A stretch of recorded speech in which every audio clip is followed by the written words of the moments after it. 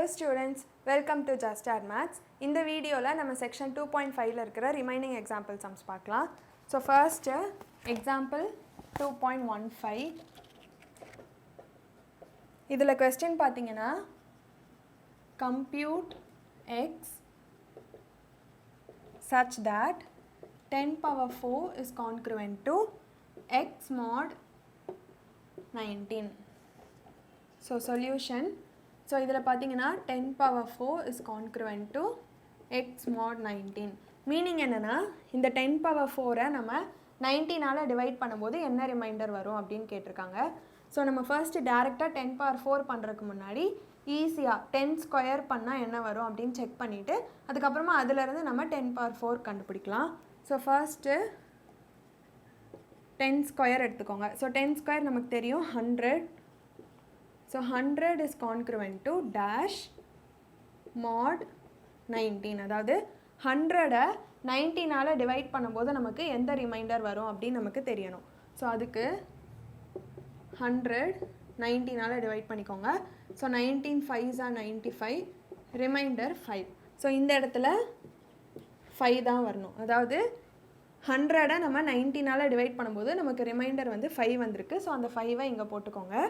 So இப்போ நான் என்ன பண்ண போகிறேன்னா ரெண்டு சைடும் 10 அதாவது ஸ்கொயர் பண்ண போகிறேன்.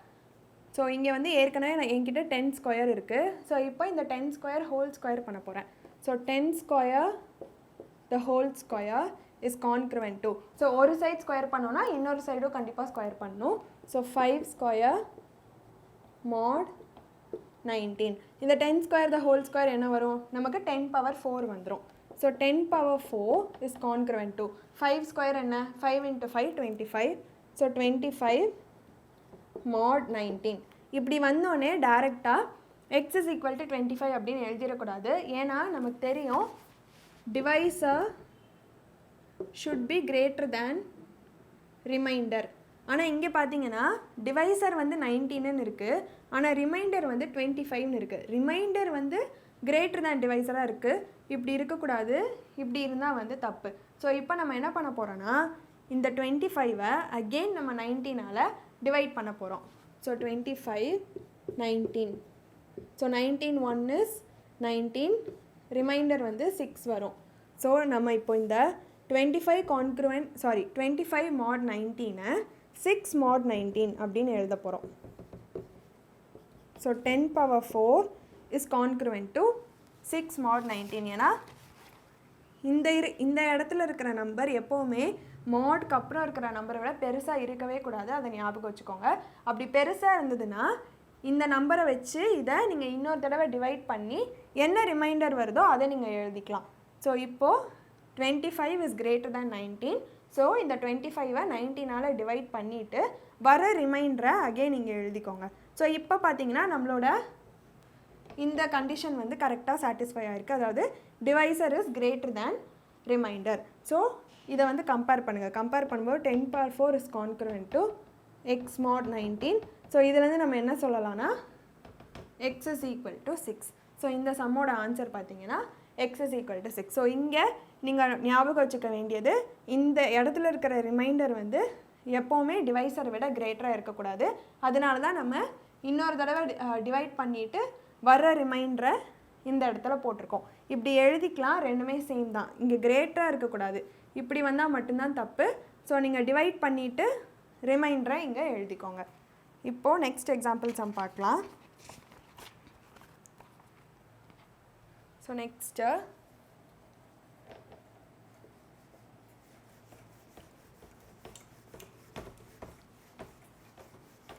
ஸோ இந்த சம்மும் வந்து வேல்யூ ஆஃப் எக்ஸ் கண்டுபிடிக்கிற சம் தான். So example 2.16. Find the number of integer solutions of 3x is congruent to 1 mod 15.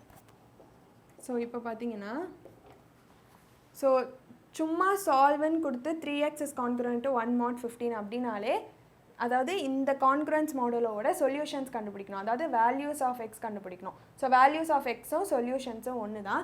இங்கே பர்டிகுலராக இன்டீஜர் சொல்யூஷன்ஸ் அப்படின்னு கேட்டிருக்காங்க. ஸோ இன்டீஜர்ஸ்னால் நமக்கு நம்பர்ஸ் 1 2 3 4 அந்த மாதிரி தான் இருக்கணும், ஃப்ராக்ஷன்ஸ் எதுவுமே இருக்கக்கூடாது. ஸோ நம்ம இதுக்கு ஃப்ராக்ஷன்ஸ் இல்லாமல் இன்டீஜர் சொல்யூஷன்ஸ் வருதா அப்படின்னு சொல்லி செக் பண்ணலாம். So first 3x is congruent to 1 mod 15.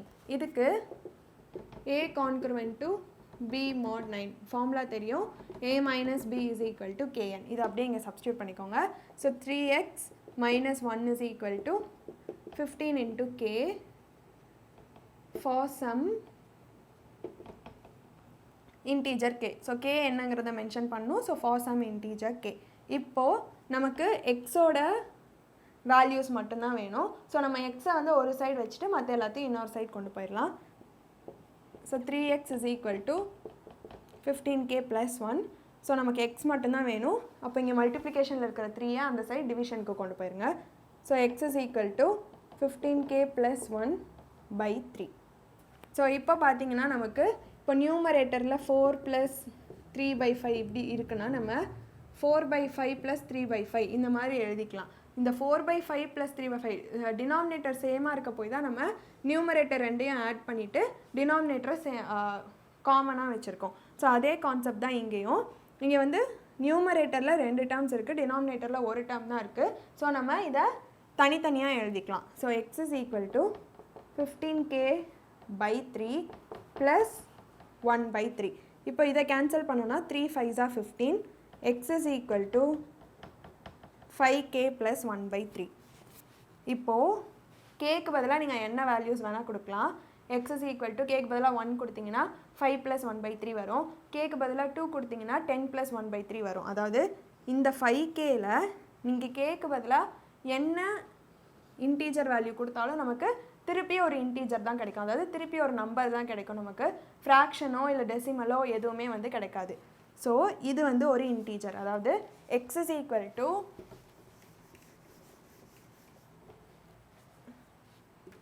x is equal to 5k plus 1/3 இருக்குது. இது வந்து ஒரு இன்டீஜர். நீங்கள் கேக்கு பதிலாக 100 200 எந்த வேல்யூஸ் கொடுத்தாலும் நமக்கு அகெயின் வந்து ஒரு நம்பர் தான் கிடைக்கும். ஆனால் இந்த 1/3 பார்த்தீங்கன்னா ஒரு ஃப்ராக்ஷன். இதை வந்து நம்ம டிவைட் பண்ணும்போது நமக்கு ஒரு டெசிமல் வேல்யூ தான் கிடைக்கும், அதாவது ஒரு இன்டீஜர் ஒரு நம்பராக நமக்கு கிடைக்காது. ஆனால் ஒரு டெசிமல் வேல்யூ தான் கிடைக்கும். அந்த டெசிமல் வேல்யூவை நீங்கள் இந்த இன்டீஜர் கூட ஆட் பண்ணும்போது நமக்கு திருப்பி ஒரு இன்டீஜர் கிடைக்காது, ஆனால் திருப்பி ஒரு டெசிமல் வேல்யூ தான் கிடைக்கும். இப்போ சப்போஸ் 10 + 0.5 இருக்குன்னு வச்சுக்கோங்களேன். இந்த 10 வந்து ஒரு இன்டீஜர், ஆனால் இந்த 0.5 வந்து ஒரு டெசிமல். நீங்கள் ரெண்டையும் ஆட் பண்ணிங்கன்னா 10.5 கிடைக்கும். இது வந்து ஆனால் ஒரு இன்டீஜர் கிடையாது, இது திருப்பி ஒரு டெசிமல் வேல்யூ. இதே கான்செப்ட் தான் இங்கேயும். இது வந்து ஒரு இன்டீஜர், இது வந்து ஒரு டெசிமல். நீங்கள் ரெண்டையும் ஆட் பண்ணும்போது நமக்கு அகெயின் ஒரு டெசிமல் வேல்யூ தான் கிடைக்கும். ஆனால் கொஸ்டினில் பார்த்தீங்கன்னா என்ன கேட்டிருக்காங்க, find the number of integer solutions அப்படின்னு கேட்டிருக்காங்க. ஆனால் நமக்கு x is equal to integer அப்படின்னே கிடைக்கல. நமக்கு x is equal to decimal தான் கிடச்சிருக்கு.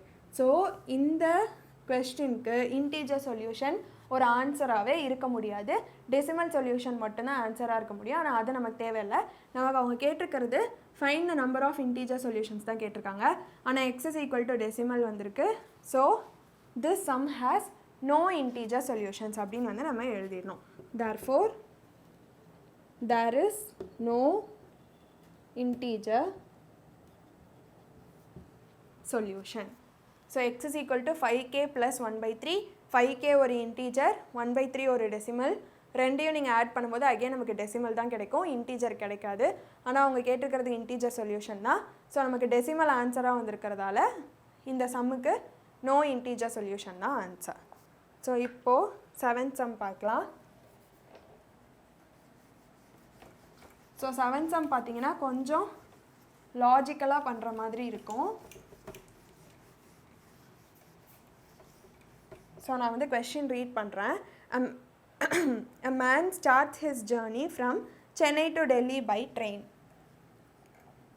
ஸோ ஒரு மேன் வந்து சென்னை டு டெல்லி ட்ரெயினில் போகிறாரு. He starts at 20 to 30 hours on Wednesday. So starting time பார்த்தீங்கன்னா 20 to 30 hours on Wednesday. So அவர் வந்து சென்னை டு டெல்லி போகிறாரு. போகும்போது வெனஸ்டே நைட்டு 20 to 30 ஹவர்ஸ்க்கு அவர் வந்து கிளம்புறாரு.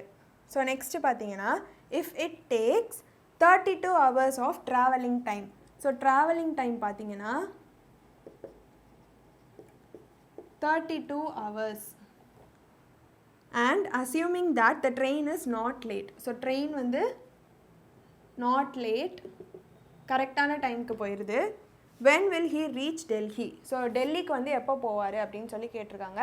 ஸோ வெனஸ்டே நைட்டு 20 to 30க்கு அவர் வந்து சென்னையிலேருந்து கிளம்புறாரு.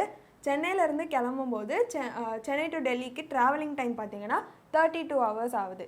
ஸோ இந்த 32 hours அவர் வந்து கரெக்டாக ட்ராவல் பண்ணதுக்கப்புறம் எந்த டைமுக்கு டெல்லிக்கு ரீச் ஆவார் அப்படின்னு சொல்லி கேட்டிருக்காங்க. ஸோ அதுக்கு இப்போ பார்த்தீங்கன்னா இப்போது A congruent to B mod nல இங்கே நம்ம எண்ணுக்கு பதிலாக 24 யூஸ் பண்ண போகிறோம். ஏன்னா இங்கே வந்து வெனஸ்டே தர்ஸ்டே டேஸ் வச்சுருக்கோம். ஸோ ஒரு டேயில் வந்து நமக்கு 24 hours இருக்கும். அதனால் நமக்கு இங்கே எண்ணுக்கு பதிலாக இந்த மாடுலஸ் வேல்யூ நம்ம 24ன்னு யூஸ் பண்ண போகிறோம். ஸோ இப்போ பார்த்தீங்கன்னா 22.30 ஹவர்ஸ்க்கு அவர் கிளம்புறாரு. இந்த 32 ஹவர்ஸை ஆட் பண்ணிக்கோங்க. ஸோ அவ்வளோ நேரம் வந்து அவர் ட்ராவல் பண்ணுறாரு. ஸோ இது ரெண்டையும் நீங்கள் ஆட் பண்ணும்போது உங்களுக்கு என்ன கிடைக்கும்? ஸோ இங்கே வந்து 0 0 30 வரும், 4 5. ஸோ 54.30. நம்ம இப்போ கண்டுபிடிக்க வேண்டியது என்னென்னா 54.30 mod 24. ஸோ இதோட வேல்யூ என்ன அப்படின்னு வந்து நம்ம கண்டுபிடிக்கணும். ஸோ நம்ம என்ன பண்ண போகிறோன்னா இந்த 54.30ங்கிறது ஒரு டைம், ஓகேவா? ஸோ இந்த டைமில் நம்ம இந்த 54 மட்டும் 24ஆல் டிவைட் பண்ணிவிட்டு வரப்போகிற ஆன்சர் கூட இந்த ½ an hour நம்ம ஆட் பண்ணிக்க போகிறோம். ஸோ இதை வந்து நீங்கள் ஒரு நம்பராக பார்க்காதீங்க, நீங்கள் வந்து லாஜிக்கலாக ஒரு டைமாக கன்சிடர் பண்ணி பாருங்கள். ஸோ மொத்தமாக இந்த 22 + 30, அதாவது 22 + 30னா இவர் வந்து வெனஸ்டே நைட்டு 10:30க்கு கிளம்புறாரு. 10:30க்கு கிளம்புறாருன்னா அவருக்கு 32 hours ட்ராவலிங் டைம் ஆகுது. ஸோ இந்த 22.30 கூட நம்ம 32 ஹவர்ஸை ஆட் பண்ணிக்கிறோம். ஸோ நமக்கு 54.30 கிடைக்குது. இந்த 54.30வை நம்ம மாடியூலோ 24 எடுக்க போகிறோம். ஏன்னா ஒன் டேயில் நமக்கு 24 hours இருக்குது. ஸோ இந்த 54.30 மாடுலோ 24ன்னு எடுக்காமல் நான் என்ன பண்ண போகிறேன்னா இந்த ½ an hour நான் வந்து விட்டுட்டு இந்த 54 ஹவர்ஸ்க்கு மட்டும் மாடுலோ 24 எடுத்து இந்த ½ an hour நான் வந்து ஆட் பண்ணிக்க போகிறேன். பிகாஸ் இது வந்து ஒரு டைம் தான்.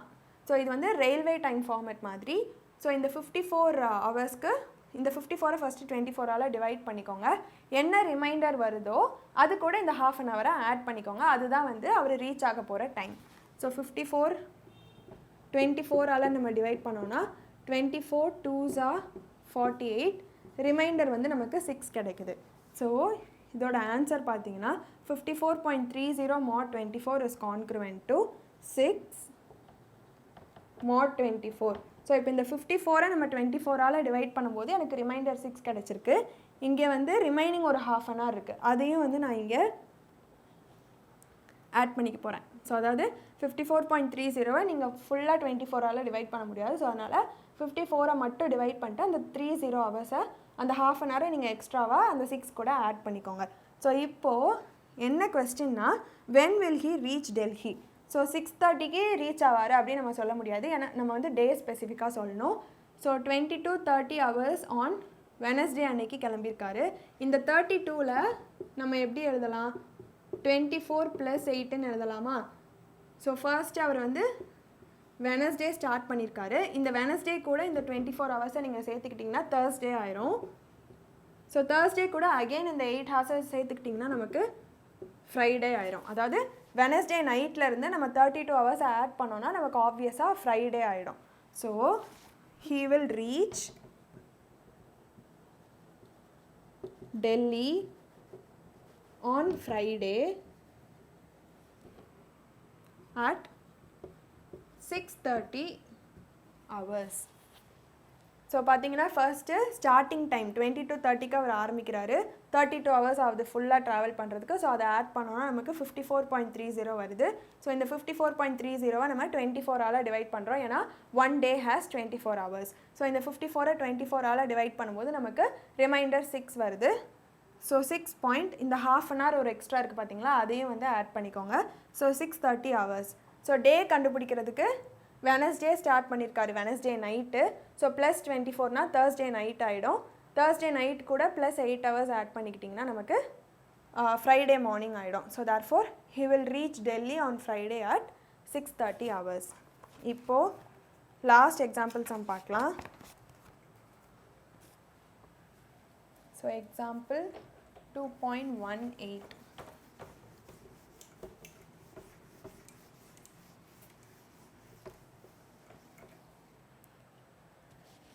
So 8th sum, example 2.18. Kala and Bani are friends. Kala says, today is my birthday. So Kala என்ன சொல்கிறாங்கன்னா, today is my birthday அப்படின்னு சொல்கிறாங்க. And she asks Vani, when will you celebrate your birthday? So Kala வந்து வாணி கிட்ட நீ எப்போ உன்னோட birthday celebrate பண்ணுவ அப்படின்னு கேட்குறாங்க. அதுக்கு வாணி என்ன ஆன்சர் பண்ணுறாங்கன்னா, Vani replies, today is Monday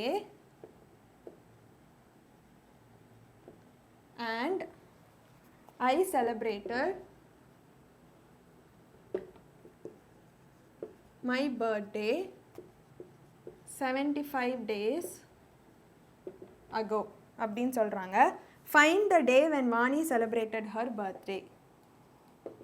Find the day when Vani celebrated her birthday. So Kala சொல்கிறது நமக்கு வந்து ஒன்றும் பிரச்சனை இல்லை, அவங்க வந்து இன்றைக்கி என்னோடய பர்த்டே அப்படின்னு சொல்கிறாங்க. ஆனால் கலா வந்து வாணி கிட்ட உன்னோட பர்த்டே எப்போன்னு கேட்டப்போ வாணி என்ன சொல்கிறாங்கன்னா, today is Monday and I celebrated my birthday 75 days ago அப்படின்னு சொல்கிறாங்க. அவங்க டேரெக்டாக டே சொல்லாமல் இன்றைக்கி மண்டே, இதிலேருந்து 75 days முன்னாடி நான் என்னோடய பர்த்டே செலிப்ரேட் பண்ணேன் அப்படின்னு சொல்கிறாங்க. ஸோ நம்ம வாணி அவங்களோட பர்த்டேவை எந்த டே செலிப்ரேட் பண்ணாங்க அப்படின்னு சொல்லி கண்டுபிடிக்கணும். ஸோ சொல்யூஷன் இதுக்கு பார்த்தீங்கன்னா நம்ம first days of the week numbers வந்து கொடுக்கலாம். So Sunday, Monday, Tuesday, Wednesday, Thursday, Friday, Saturday. So நான் சண்டேக்கு வந்து 0 கொடுக்க போகிறேன், 1, மண்டேக்கு 1, டியூஸ்டேக்கு 2, வெனஸ்டேக்கு 3, தேர்ஸ்டேக்கு 4, ஃப்ரைடேக்கு 5, சாட்டர்டேக்கு 6. ஸோ இந்த மாதிரி நான் சண்டே டு சாட்டர்டேக்கு ஒவ்வொரு நம்பர் வந்து அசோசியேட் பண்ணியிருக்கேன். ஸோ வாணி என்ன சொல்லியிருக்காங்க, today is Monday and I celebrated my birthday 75 days ago அப்படின்னு சொல்லியிருக்காங்க. ஃபர்ஸ்ட்டு நம்ம மண்டே, இன்றைக்கி மண்டேன்னு தானே சொல்லியிருக்காங்க. ஸோ மண்டேக்கு என்ன நம்பர் இருக்குது, 1. அதை ஃபர்ஸ்ட்டு கன்சிடர் பண்ணிக்கோங்க. 75 days ago, அதாவது இன்றைக்கி மண்டேனா இதிலேருந்து 75 days முன்னாடி என்னோடய பர்த்டே அப்படின்னு சொல்லியிருக்காங்க. ஸோ நான் இந்த 1லேருந்து 75 மைனஸ் பண்ணணும், ஏன்னா 1 வந்து மண்டேக்கான நம்பர், அதிலேருந்து 75 days நான் வந்து சப்ராக்ட் பண்ண போகிறேன். So 1 minus 75 is okay. So 1 minus 75, அதாவது since Vani's birthday was 75 days ago, we have to subtract 75 from 1 and take modulo 7. So இங்கே modulo 7 எடுக்கணும், ஏன்னா there are 7 days in a week. So நம்ம last சம்மில் ஒரு டேக்கு 24 hours, மாடுலோக்கு 24 எடுத்த மாதிரி இங்கே ஒரு வீக்குக்கு 7 days இருக்குது. ஸோ நம்ம மாடுலோ 7ன்னு எடுக்கணும். ஸோ 1 minus 75 மாடுலோ 7, இதோட வேல்யூ தான் நம்ம இப்போ கண்டுபிடிக்க போகிறோம். ஸோ 1 minus 75னா என்ன, minus 74 mod 7. ஸோ இந்த மைனஸ் 74 நம்ம 7ஆல் டிவைட் பண்ணணும். 7ஆல் டிவைட் பண்ணும்போது நமக்கு என்ன ரிமைண்டர் வரும், 7 10s 70 ஆகிடும். ஸோ ரிமைண்டர் வந்து 4ன்னு இருக்குது. ஸோ ரிமைண்டர் வந்து இங்கே -4ன்னு இருக்கும், ஏன்னா இங்கே -74 இருக்குது. So -4 mod 7. ஸோ நமக்கு தெரியும் இந்த -4 ரிமைண்டர் வந்து எப்போவுமே நெகட்டிவாக இருக்கக்கூடாது, பாசிட்டிவாக மட்டும்தான் இருக்கணும். யூக்ளிட்ஸ் டிவிஷன் அல்காரிதம் ஏற்கனவே பார்த்துருக்கோம். ஸோ ரிமைண்டர் வந்து இங்கே -4ன்னு இருக்குது. ஸோ -4ன்னு இருக்கக்கூடாது. இங்கே பார்த்தீங்கன்னா -74ன்னு இருக்குது. ஸோ நமக்கு என்ன தெரியும், A கான்க்ருவென்ட் டு B mod என்னன்னா என்ன அர்த்தம், இந்த A minus B is divisible by nன்னு இருக்கணும். அதாவது இந்த A minus B வந்து n-ஆல் டிவைட் ஆகணும். ஸோ இப்போது நான் இந்த -4-ஐ 7 - 4 அப்படின்னு எழுதிக்க போகிறேன். ஸோ 7 - 4 mod 7 ஏன்னு நான் சொல்கிறேன். So 7 - 4 mod 7னா which is again congruent to 3 mod 7. Left சைடில் நமக்கு பார்த்தீங்கன்னா -74 mod 7ன்னு இருக்குது, which is congruent to 3 mod 7. இப்போ இந்த 3-ஐ இங்கே கொண்டு வந்தோன்னு வச்சுக்கோங்களேன். Sorry, -74 is congruent to 3 mod 7ன்னு இருக்குது. இந்த -3-ஐ இங்கே கொண்டு வந்தோன்னா -74 - 3 is equal to -77, which is divisible by 7. So அதாவது இந்த A congruent to B mod nன்னு இருக்குது. ஸோ நான் வந்து இந்த A கூட எந்த Bயை சப்ராக்ட் பண்ணால் அது வந்து கண்டிப்பாக n-ஆல் டிவைட் ஆகும் அப்படின்னு சொல்லி தான் நான் வந்து இங்கே கண்டுபிடிச்சிருக்கேன். ஸோ இங்கே வந்து -4ன்னு இருக்குது. ஸோ -4ன்னு எனக்கு இருக்கக்கூடாது. ஸோ அதை நான் என்ன பண்ணுறேன்னா 7 - 4ன்னு எடுத்துக்கிட்டேன். ஸோ 7 - 4 நமக்கு என்ன வேல்யூ வரும், 3. ஸோ இந்த 3-ஐ நம்ம லெஃப்ட் சைட் கொண்டு வந்தோம்னா நமக்கு -74 - 3 is equal to -77. இந்த -77 கண்டிப்பாக 7-ஆல் டிவைட் ஆகும். ஸோ அதனால நம்ம 7 - 4 அப்படின்னு சொல்லி எடுத்திருக்கோம். எடுத்ததுக்கப்புறம் நமக்கு 3 வந்திருக்கு. ஸோ இப்போது 1 - 75 is congruent to 3 mod 7. அதாவது மண்டேலேருந்து 75 days ஆகும். இதை நம்ம பண்ணும்போது நமக்கு கிடச்சிருக்கிற கான்க்ருவன்ஸ் மாடலில் பார்த்தீங்கன்னா 1 - 75 is congruent to 3 mod 7ன்னு வந்திருக்கு. ஸோ இந்த 3 தான் வந்து நம்ம இப்போ அந்த டேஸில் செக் பண்ணோம். 3 வந்து வெனஸ்டேக்கு நேராக இருக்குது. ஸோ ஆன்சர் என்னென்னா Vani celebrated her birthday on Wednesday.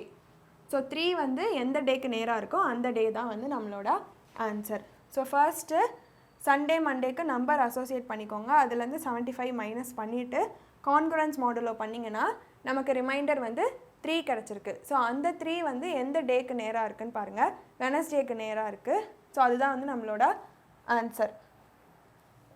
So Vani celebrated her birthday on Wednesday. So நீங்கள் வந்து இங்கே சண்டேக்கு நேராக 0, மண்டேக்கு நேராக 1 இதே ஆர்டர் தான் எடுக்கணும்னு இல்லை. நீங்கள் வந்து சண்டேக்கு 1 ஆரம்பித்து அப்படி கூட பண்ணிக்கலாம். ஸோ நீங்கள் எப்படி எடுக்கிறீங்களோ அதுக்கு ஏற்ற மாதிரி உங்களுக்கு ஆன்சர் வரும். ஆனால் நீங்கள் எந்த நம்பர்ஸ் எடுத்தாலுமே உங்களுக்கு வெனஸ்டே தான் ஆன்சராக கிடைக்கும். ஸோ இதோட நம்மளோட செக்ஷன் 2.5ஓட எக்ஸாம்பிள் சம்ஸ் முடியுது. உங்களுக்கு ஏதாவது டவுட் இருந்ததுன்னா நீங்கள் கமெண்ட் பண்ணுங்கள். அப்படி இல்லைனா கூகுள் ஃபார்ம்ஸில் கூட நீங்கள் கேட்கலாம். நெக்ஸ்ட் வீடியோவில் நம்ம எக்ஸசைஸ் சம்ஸ் பார்க்கலாம். தேங்க்யூ.